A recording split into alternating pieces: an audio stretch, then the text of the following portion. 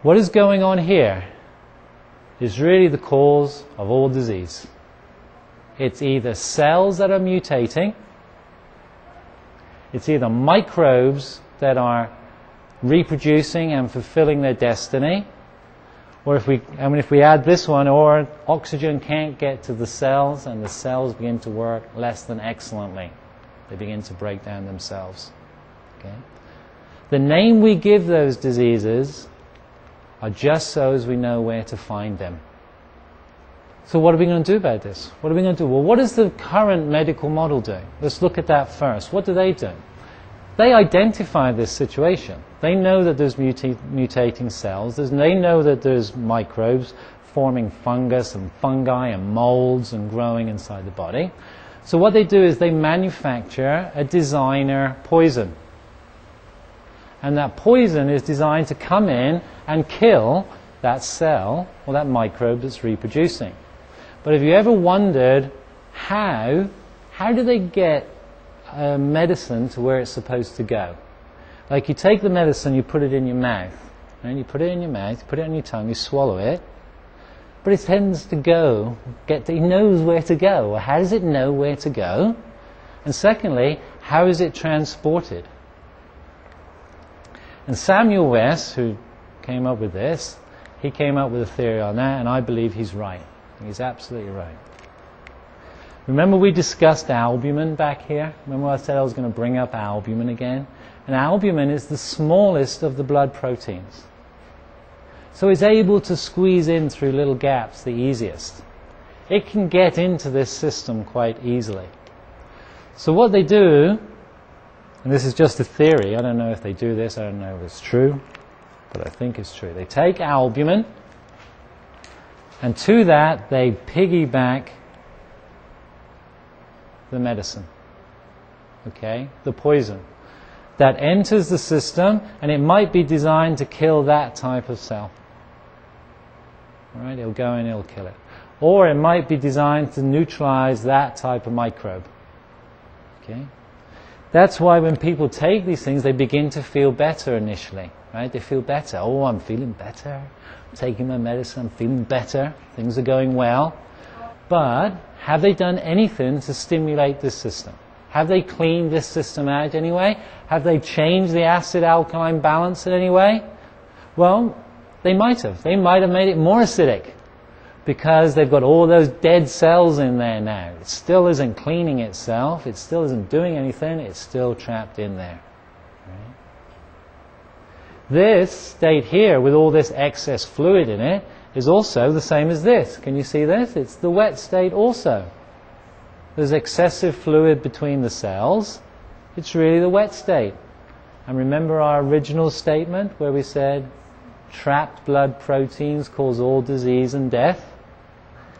And perhaps the albumin is being used to transport the poison into where the mutating cells are mutating. They're creating the system whereby proteins become trapped. So you start taking the medication, you feel a little bit better, you're feeling great now. Oh, you're feeling better? Oh yes, thank you very much, I'm feeling better. But then in a few months you stop feeling better. Things start getting worse. The medicine stops working, doesn't work as well. You go back to the doctor. What does the doctor do now? The doctor takes a nice sharp knife, cuts it out of the body and tells you you're cured. If this is going on in one place in the body, it's going on throughout the entire system. It is not just occurring in one place. It may be more concentrated in one place. It may be coming to one area for certain circumstances that might be going on in your life, or to bring attention to certain areas, but it's going on throughout the system. I don't believe things metastasize anymore. I just believe that the whole system is beginning to become broken down. The acidity is changing. It doesn't go from one place to another. It's pervasive throughout the system already. Sometimes these can burst. They can burst. They can send out more into the system, but generally it's throughout the system. If you've got it in one place, you've got it everywhere. So that's what conventional medicine can offer you. But what can we use? What else can we do? If you were to come and see someone like myself or other people, or a growing group of people who are looking for a different answer, we wouldn't use this. What would we do? We would do one of two things. First of all, we would change the internal environment. We would create alkalinity inside the body. If those cells mutate as a reaction to their internal environment, okay, that's what caused them to mutate. If we bring their internal environment back to what its normal state, they will also come back to their normal state. They don't like walking around with 3 lungs. Oh, we used to be great looking cells and we used to have fun, and now we got this 3rd lung on our back trying to live. They will return back to their normal state, but it takes a long time. They're not going to do it overnight. It's going to take a while for them to return. So we have to create alkalinity in the body, and then we have to hold it there for an extended period to allow the body's cells to adjust. And how would we do that? Well, first of all, we'd look at diet. We'd certainly look at diet. And the acid-alkaline balance in the body is all controlled with food products.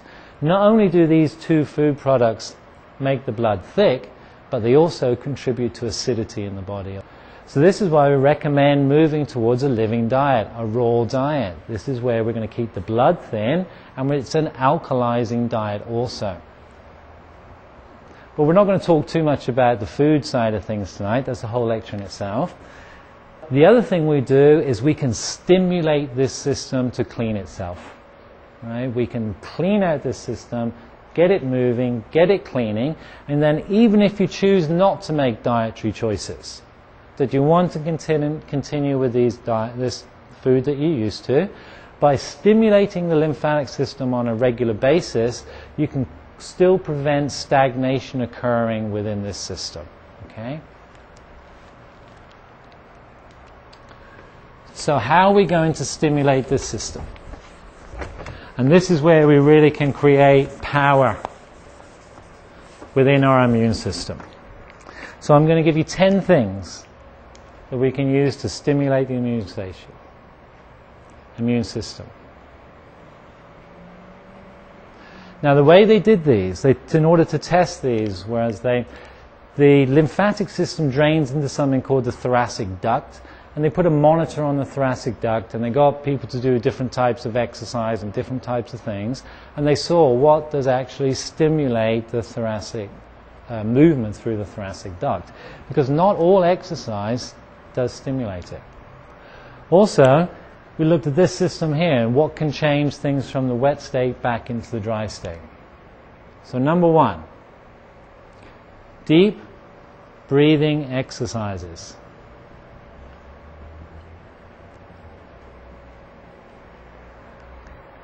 When there is lack of oxygen in the blood, the cells are never going to work excellently anyway. But at the deep breath, when you take a deep breath at the peak of what we call inspiration, at the very a full expansion of the lungs is when the lymphatic system becomes stimulated. So deep breathing, certainly just by itself, will stimulate the lymphatic system. When we exercise and we're running along, we're going along, our bodies are burning glucose, creating lactic acid in our body, we begin to breathe heavily. The reason we're breathing heavily is it's the lymphatic system stimulating, burning, blowing off all the carbon dioxide, getting rid of all the lactic acid in our muscles. Shallow breathers have big problems. Big problems. Their oxygen levels go down in their body, their body's ability to clean itself diminishes. Deep breathing is very, very important. Number 2, yoga. When we put something on a stretch, it causes physical pressure within it, and that squeezes out. It changes from the wet state. It's literally we're squeezing from the wet state. I don't know if you've ever seen a boat. When a boat ties up on a dock, they throw out that big rope and they kind of like tie it up. And then as the boat drifts away, it pulls tight on the rope. And as it pulls tight on the rope, all the water drips out of the rope. I don't know if you've seen that on the dock side.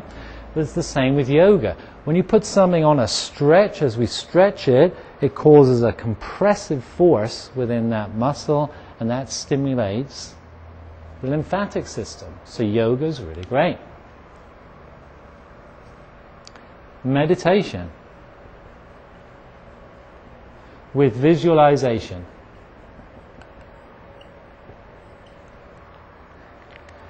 We've also learned, we'll talk about this a little bit more in a moment, when you move energy, just moving energy through something, bringing attention to something, causes the lymphatic system to become stimulated.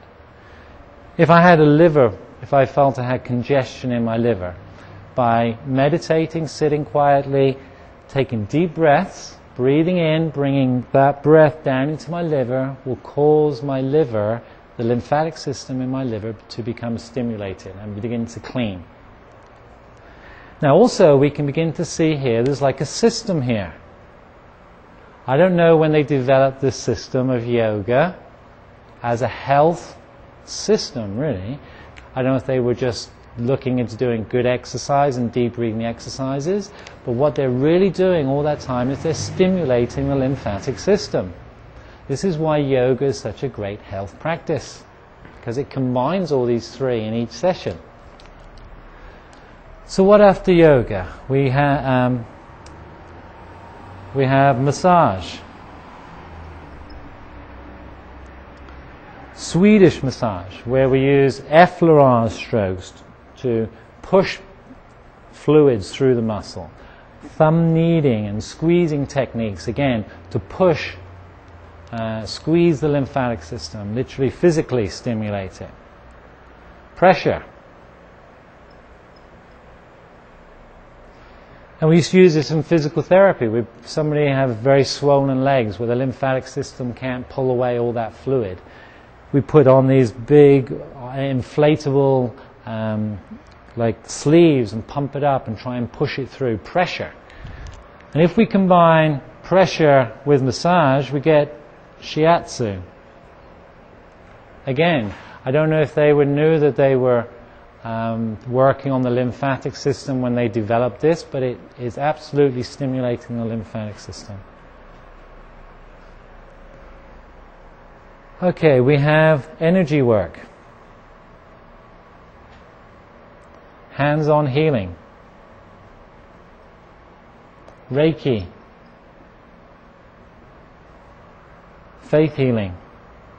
There's many names for energy work, body work. There's many names, different techniques people use. But when somebody lays hands on somebody and we push energy into that area, that energy causes the lymphatic system to become stimulated, pulls out all the trapped blood proteins, returns it back to the dry state. Oxygen can now get back into the cell.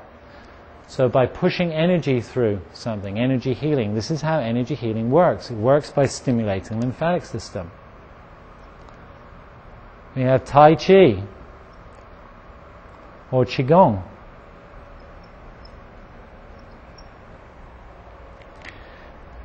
Normally, if you were to go and have an energy session, you'd have to go to a practitioner. You'd have to go to somebody else to have an energy session. But if you learn Qigong and Tai Chi, you learn how to move energy through your own body, through movement. And as we move energy through our own body, as we pass energy through it, it's stimulating the lymphatic system at the same time. So this way, we can become more independent. We can learn something that's not only going to make us stronger, it's also going to stimulate our lymphatic system. 8. We have skin brushing.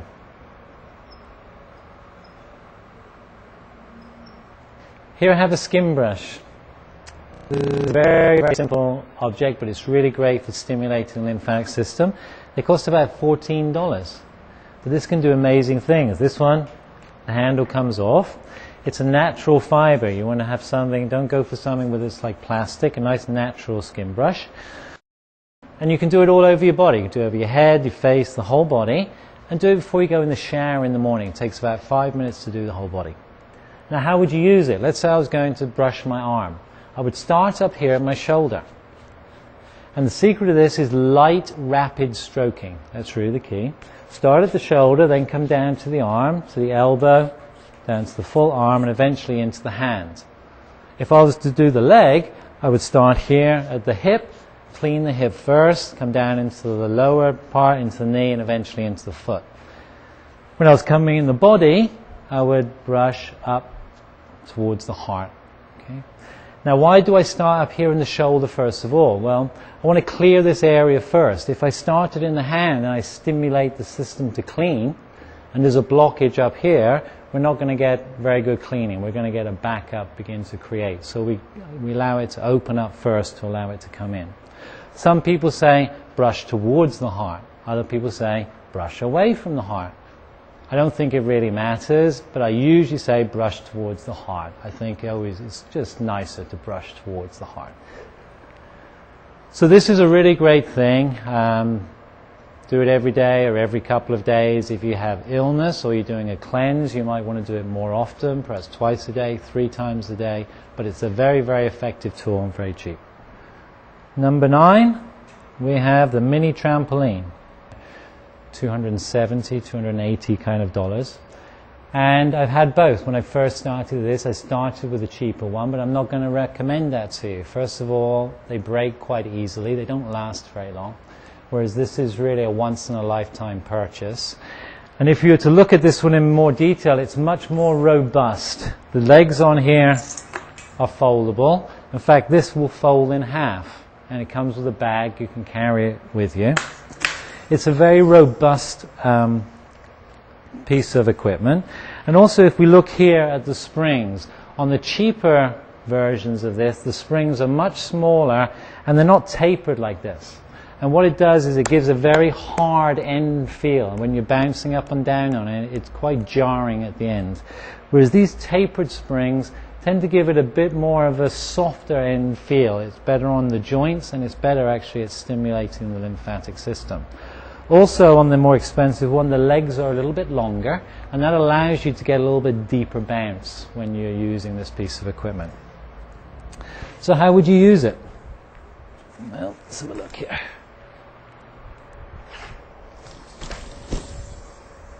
All I have to do is stand on here and I am now lymphasizing. This is all I have to do. My feet do not have to leave the surface of the mat. This is perfectly enough. I've had many clients I've coached with this, and they stood there, and I've put it out there for them to try, and I can see their lymphatic system is stagnant. They're large, they're slow, they're not moving very well. They'll stand up on here, and they'll go like this, and they'll go, oh, I can't do it, I can't do it, I can't do it. They can't even bounce. Now, why can't they do it? Because as soon as they start to bounce, their body's lymphatic system begins to discharge, begins to become stimulated.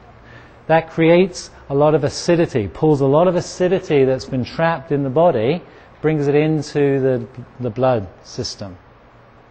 And that makes them feel lousy, makes them out of breath, they can't breathe, they'll be bouncing up and down like this, they can't breathe, they'll be out of breath, taking deep breaths.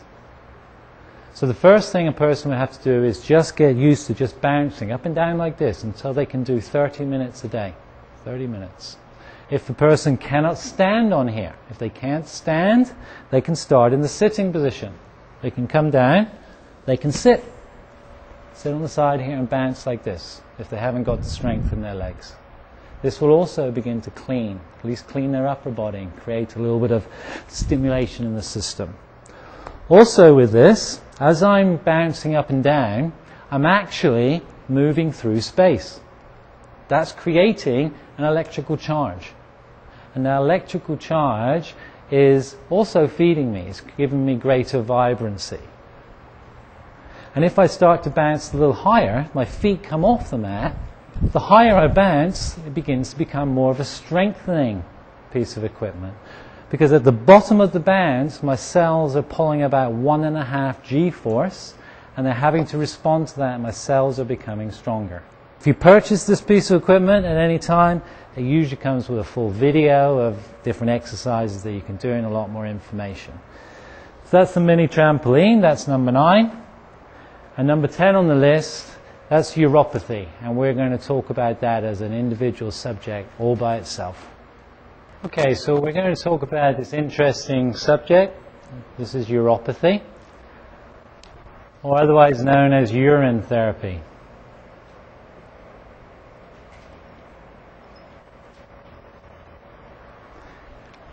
This is a very controversial subject, but it is one of the most powerful ways to stimulate the lymphatic system. It's very, very powerful. It works very, very effectively.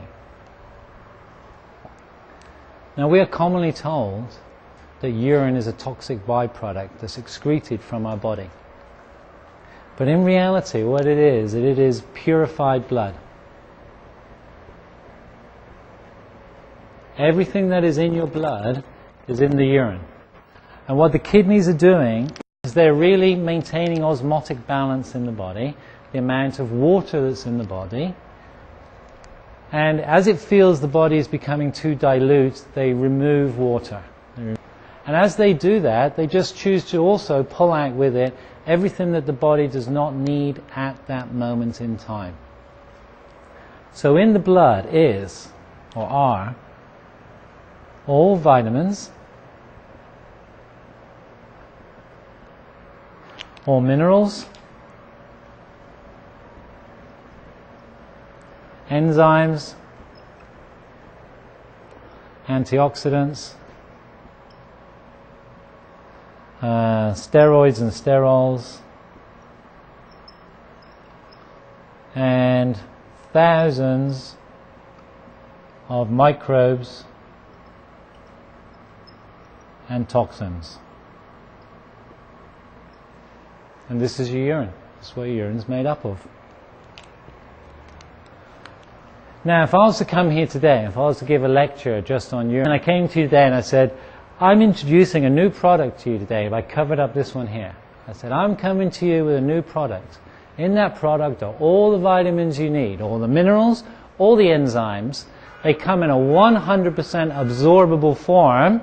They're fresh, they're organic, and they're free. You might be very interested. But as soon as I was to remove this, then you might get freaked out. But this part of it is actually the greatest gift of all. Now, how could that be? How could that possibly be that that could be a gift to us? Well, to understand that, we have to look at vaccinations. Right? Because this system, your urine, we're going to use to self-vaccinate. Now, how could we do that? Let's look at a vaccination. Let's say you go to the doctor's office to have a vaccination. Okay. They're doing what? They're giving you this vaccination to protect you against this disease. Right? But what they're really doing is they're giving you this disease. They're actually giving it to you. And your body is reacting to that by becoming immune to it. Right? So they're giving you a low dose of it, and your body's system becomes immune. Well, what's the big deal with that? How does that matter? What does that matter to us? Well, we have to understand our cells. Our cells are out looking for these microbes, right? We're looking for them in our blood, in the lymphatic system. How does it neutralize them? Well, it sees the microbe, it goes up to it, it completely engulfs it, it injects the microbe with hydrogen peroxide, and then that kills the microbe. If this cell is not vaccinated against this microbe, not only does it kill the microbe, but it also kills itself. One microbe, one cell. But if this cell were to be vaccinated against this microbe, it would be able to neutralize this microbe, survive, and then go on to another microbe. So it would go on and be able to kill another cell. Now this serves two purposes. First of all, we don't have as much death in the body, so therefore creating less likelihood of acidity. And secondly, we're not requiring as many white blood cells to be manufactured. And with those microbes in the body, it's really a battle. As microbes come into the body, it's a battle between, can the microbes reproduce faster than our immune system can suppress them? And when the immune system can suppress them, 1 or 2 microbes in the body is not going to be a problem. But if they reproduce into millions and millions, then it does become a problem. So by vaccinating our cells, we can more effectively deal with microbes. They also take this injection, and where do they inject it? Do they inject it straight into your blood? No, they inject it into muscle. They put it here, right, or in the butt. And the reason they do that is they want it to have a slow release, and it releases into the system, and it gets carried away into the lymphatic system. It gets carried away slowly into the lymphatic system, where all your immune cells are. That's where they're hanging out. And that's how they get vaccinated. So when we look at our urine, we see that we have all the toxins that we need already in our urine. Any microbe that's outside of our body, we don't need to worry about. We don't need to worry about anything that's outside of us. It's not bothering us at all. We only need to worry about the microbes that are inside our body and the fact that they're overwhelming us quicker than our immune system can deal with it. And here we have the toxins. We already have them that we can use to make our own vaccine. So how will we do that? Well, first of all, in the morning, we would collect the first morning's urine. Now, the first mornings is the most useful because it's the most concentrated. During the night time is when the body cleans. Thereby, it's got the most of everything in it. It's got the most of this, and it's got the most of these also. Now, from this, we need a little dropper, an eyedropper. Everyone knows what little eyedropper bottles look like? Like this? Everybody know what that is? Eyedropper bottle. And with that eyedropper and that dropper, we take 2 drops of this. 2 drops of the urine, and we put 2 drops into the eyedropper bottle. And to that, we add 1 tablespoon of water, distilled water preferably. And we shake it up, we succuss it, we just bash it against something. And it's like we're making something similar to a homeopathic solution of our own urine. Then we take that and we put, for an adult, you would put 2 to 4 drops under the tongue, sublingual, every 2 hours. And you do that for 48 hours. So you make up the solution fresh every morning. You shake it up. If you're an adult, you take 2 to 4 drops. You put it under your tongue every 2 hours, not while you're sleeping. You don't have to wake up in the middle of the night, just during the daytime hours. And when you put the drops under the tongue, for the next 2 hours, you will vaccinate approximately 20 to 25% of your immune system. This is very, very powerful. Very powerful.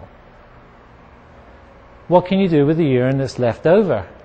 Well, you could drink that if you wanted, if you're really brave. I'm a practicing uropathist. I drink this. Every morning I drink this. I drink my first morning's urine. I drink it mainly because it's a great nutritional supplement. It's got all my vitamins, minerals, enzymes, it's got everything in it. But I also use it as a way of self-vaccinating. I don't use this. This is really a therapeutic dose that we're going to use if you feel like you're ill. But I don't do that. I just take the first mornings every morning, and some of that goes under my tongue, goes into my lymphatic system, and for the next 2 hours I vaccinate myself against anything that's already in my body. So it's a way of self-vaccinating. Perhaps the greatest way. If you wanted to use it to overcome illness, I would use this is the most powerful way to use it. To use drops under the tongue. You have to be very careful with this. I recommend you use it for 48 hours and then stop. Do it for 48 hours. Let's say you had a microbial infestation such as candida or something like that, herpes or something that's going on for a long time. It might take a long time to clear up using this technique. But you do it for 48 hours and you take a week's break. Then you come back to another 48 hours, check your symptoms. If you still have some symptoms, wait a week, do it again. The reason I say 48 hours is it can be so powerful that by taking urine into the tongue, the body can start to detoxify automatically. It's an automatic system. Every decision you've ever made in your life as far as your health and what you put in your body have been based on your intellect. But as soon as you take some urine into your body for the first time, the body knows what it's got too much of, what it's not got enough of, and it can begin to start making adjustments. Now initially, if you go beyond 48 hours, if you start getting up and taking it for 3 or 4 days, the body can start going into an automatic mode that you just can't stop. The body will just start detoxifying, you can't stop it. Up to 48 hours, if you stop taking the urine, then the detoxification will stop. But once you start going further with this, it will just continue and continue and it won't stop. And by detoxification, I mean you could have very watery bowel movements, you can have rashes on the skin, you can have a lot of mucus coming out of the mucous membrane. And all these things can be quite extensive. Sometimes we call them a healing crisis, but really they're the body cleaning. This can clean it very effectively. Now there is one word of warning with urine therapy, and that is that if you're on any medications or if you have a high amount of mercury fillings in your mouth, certainly the mercury and a lot of the medications, the pathway out of the body is through the urine. So before you consider this as a therapy, I'd really look into that, perhaps having the mercury taken out of your mouth, and look closely at your medications. Yeah, you want to look at your medications because you don't want to overdose on medications. But most of the controversy around urine therapy has always been people drinking large amounts of it. So if you were taking a medication and it was coming out through the urine and you were re-ingesting it, you could overdose on the medication. But by doing this drop technique, where you just put 2 drops in a tablespoonful of water, it's very powerful, but the chance of overdosing is very low. It becomes like a homeopathic solution. So it's still effective, but you don't run the same risk of overdose. But begin to look into this. I know this is perhaps the first time a lot of people will be hearing about this. From the first time I learned about urine therapy to the time I took urine for the first time was about 2 years. So I'm not expecting anybody to jump into it. But it is a very, very powerful medicine, and it can work very effectively in the body. And I recommend you all take your personal journey and begin to look at it.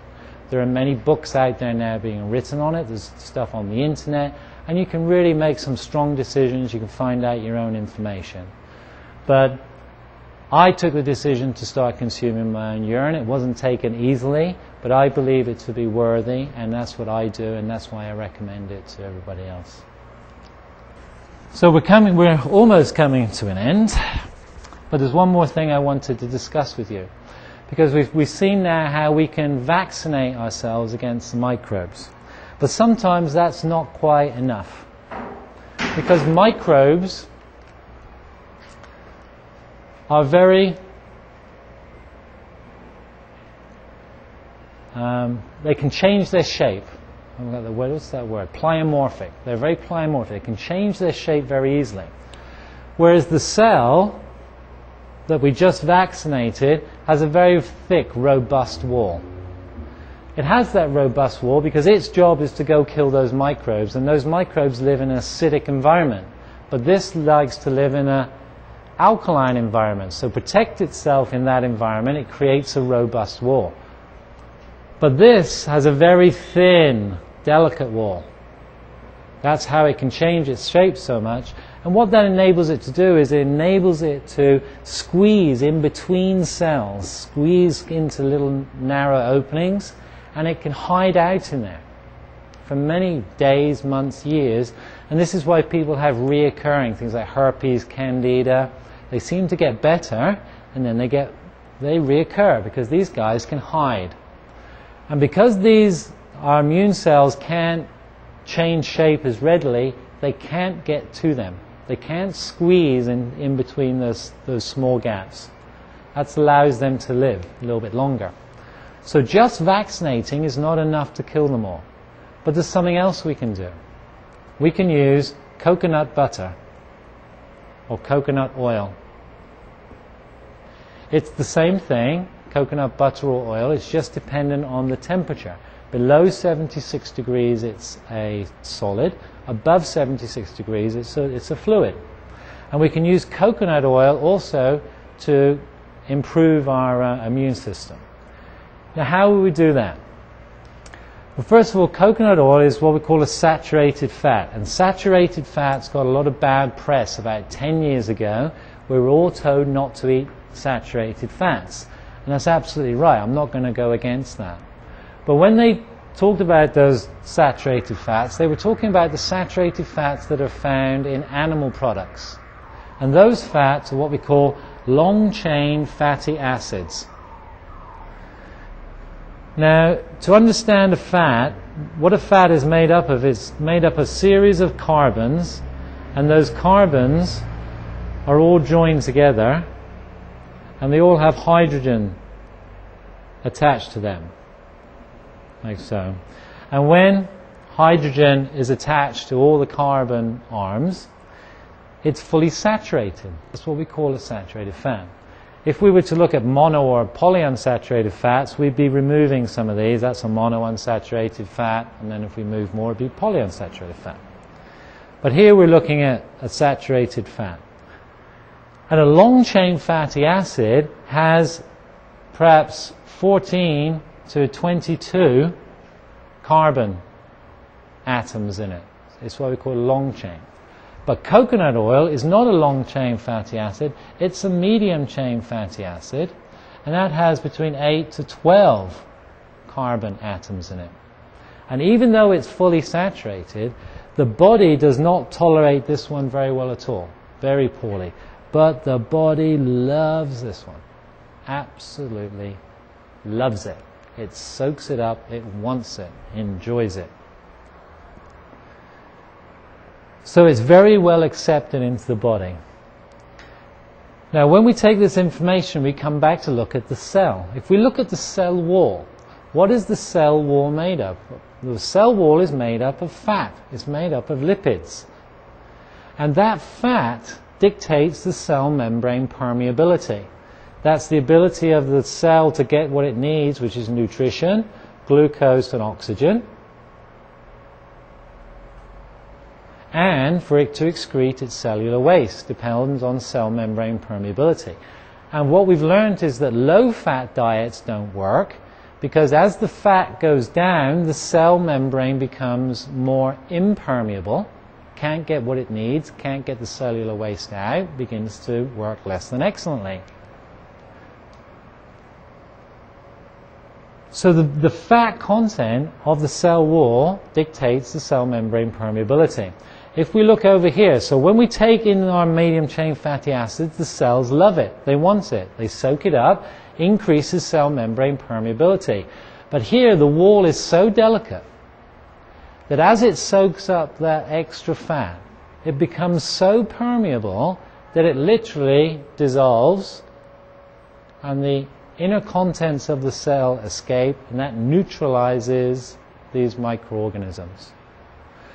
So where our immune cells can't get to, even if we've vaccinated them, if where the places that they can't get to, they can't squeeze to where these guys are hidden, we can use coconut oil to get them. So they, as I say, they can run, but they can't hide from coconut oil, because coconut oil is going to get them. And coconut oil will get the microbes that your immune system can't physically reach.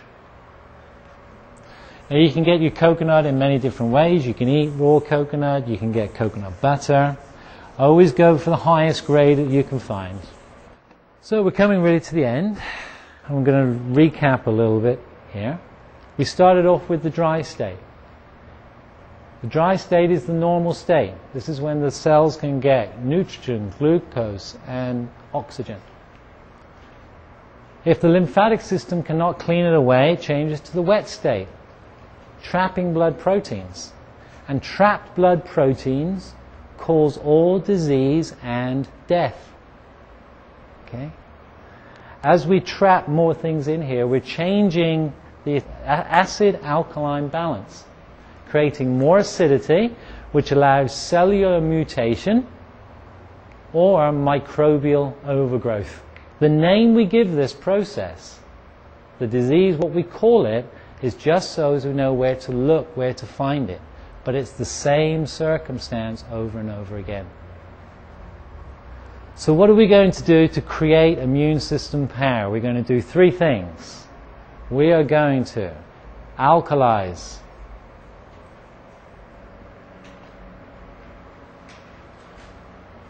We are going to create an alkaline environment. We're going to slow and stop microbial overgrowth. We are going to stop cellular mutation, and we're going to restore the environment back to its normal pH. We are going to lymphasize.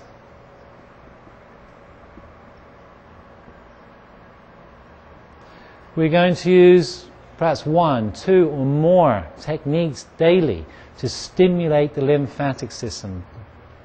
Okay? You don't have to do them all. You can just pick one, or learn them all and then just pick one on a daily basis.